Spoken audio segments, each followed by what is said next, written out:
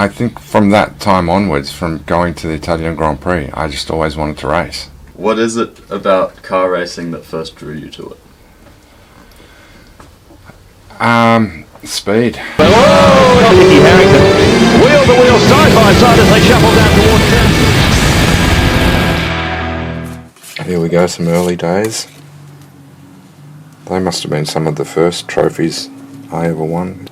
Probably my first ever day at a track in a car.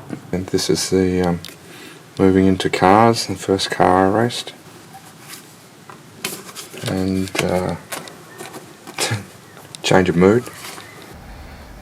So I was 13 years old when the bushfires came through. So Ash Wednesday was a horrific bushfire, catastrophic event in Victoria. There were a dozen people that were killed on our street. As we were driving out of the driveway here, the wind had changed and the fire was literally coming up the valley, and flames and fireballs were literally flying overhead.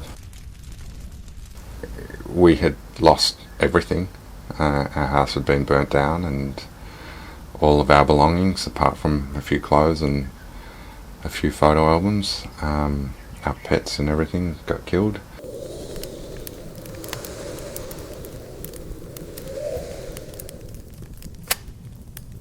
When we were allowed access again, came up here and it was just like driving into a smouldering moonscape of dead animals and burned out houses and melted, twisted corrugated iron, and everything still smouldering.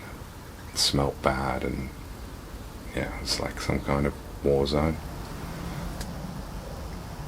So our response was to rebuild, and Dad went about taking that on himself, as he does with everything in life. If you see the house now, it's got very high pitched roof, and I remember being up on the roof, straddling the roof line and putting the capping on the ridge, which was pretty bloody scary at the time because it was high up. Dad's approach to everything in life is just to accept the challenge and do it himself. So that's instilled in me a similar approach.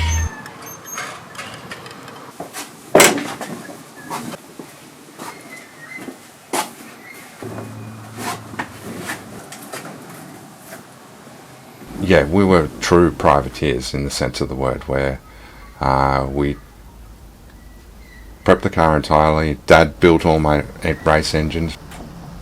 My biggest obstacles in racing was always financial. Mum and Dad were underinsured for the loss of the house. It was tough, and lots of hours in this shed working throughout the night. Just the final. We had my very first kart still, and we put the engine on that, and I hadn't raced for over 6 months.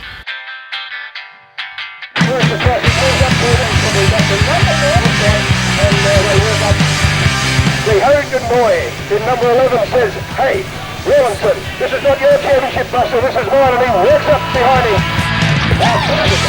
As they go and play back, the number 9 who has got a very ball in those speed, and number 9, this is Will Kendall. So he's got almost head, and it's Harrington, and let's see if he can put on. Yes, Harrington says, "This is my championship, Rawlins, not yours."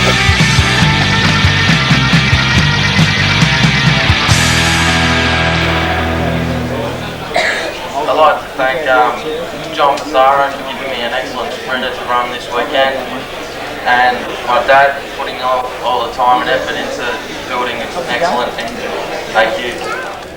We went about racing that weekend and came away with a national title to our names, which was a huge success.